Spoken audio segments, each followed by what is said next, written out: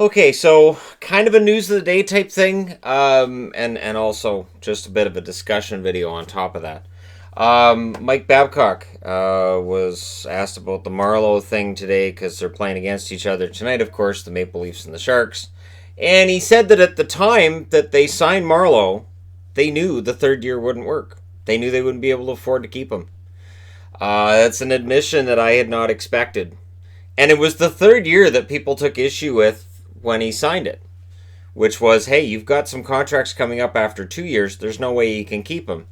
And I remember that being one of the things that the people like myself even said, and there was a lot of argument and debate back and forth about whether or not they could afford to keep Marleau. But it is interesting that Babcock's coming out and going, we never intended to keep him that long. I mean, it would have been nice if we could have, but we knew it likely wouldn't happen. There's a trade coming for the Blackhawks, you would think. Brendan Perlini and the Blackhawks are done. They don't. He doesn't want to be in Chicago, and they're perfectly fine with him going. To which Arizona fans will go, yeah.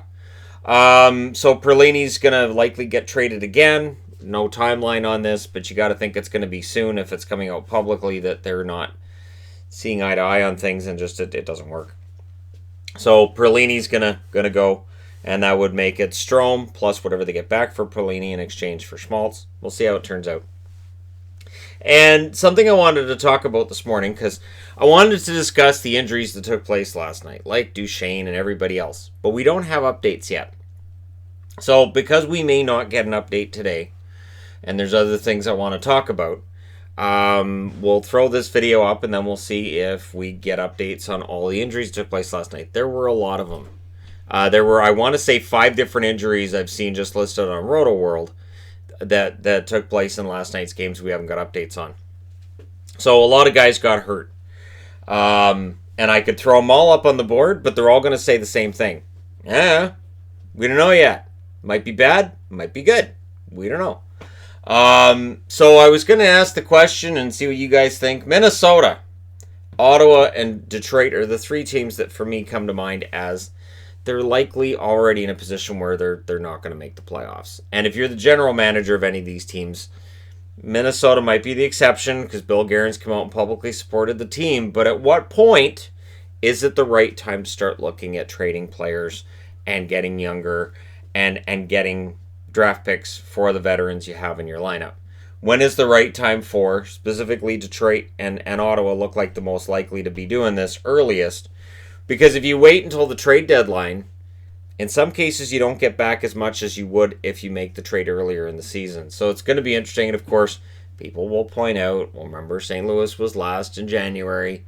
And then I resist the urge to punch things because it's the exception. It's the exception rather than the rule. It's sort of like how, teams were pulling the goalie with less than a second left for a face-off. And I'm like, this isn't going to work. And so you go, worked for LA, worked for LA, worked for... Yeah, it worked once. That's why we can mention it, because it worked once. And again, the whole idea of, well, if you're last in the league, you're going to win the Stanley Cup. I don't think that's going to be an annual thing. Somebody's going to write that down.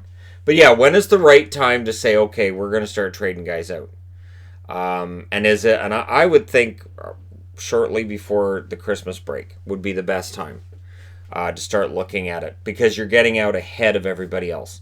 You're kind of setting the market, so there's some danger in that, but you may also get the best return.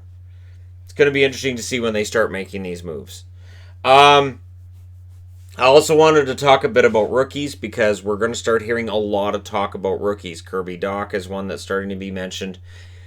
People get confused about when the best time is to send a rookie down. Now, if a rookie plays 10 games, he burns the first year of his entry-level contract. So we're hearing a lot of talk about 9 games and sent down, 9 games and sent down. That is not as important now as it used to be.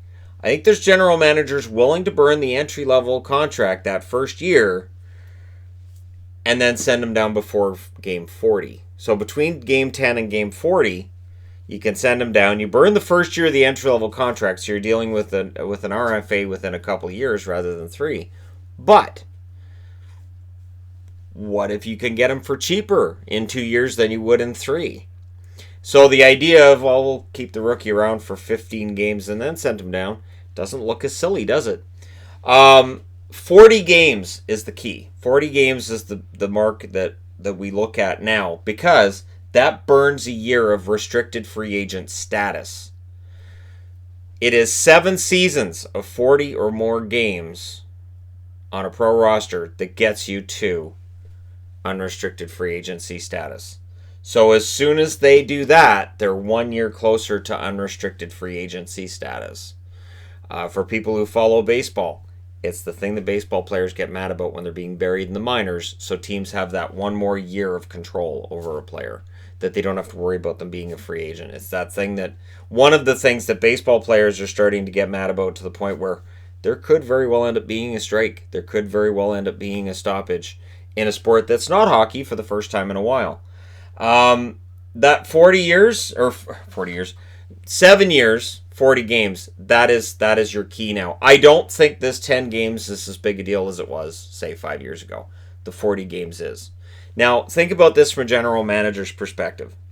So you play a guy for 9 games, you send him down. He comes in next year and he's fantastic. So for 3 years, he's fantastic. And then you got to pay him based on that. Or he plays 30 games this year and he's not very good. He comes back next year and he is fantastic. But when you're negotiating with him, that second full season in the NHL, you've got that first year that they're just going to want to throw away. It may very well make it more advantageous to a general manager to send a guy down 25, 30 games into the season than to do it at 9 games. So it might be easier to negotiate a cheaper deal with a guy who's only got 2 great years in the NHL rather than 3. So just throwing that out there, that might very well be part of the thinking. Watch and see what happens. How many guys play 9 games and get sent down? The guys who play 9 games and get sent down, to me, are the guys who are just nowhere near ready. But that period is definitely flexible, and we'll see. We'll see which players actually stick around for a while longer and have people throwing their arms in the air and going, but they burned the first year of the entry-level contract. I don't think teams are as worried about that as they used to be.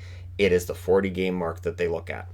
Let me know your thoughts in the comment section below. As always, don't forget to like and subscribe. If you're browsing your way through, you just happened upon this video.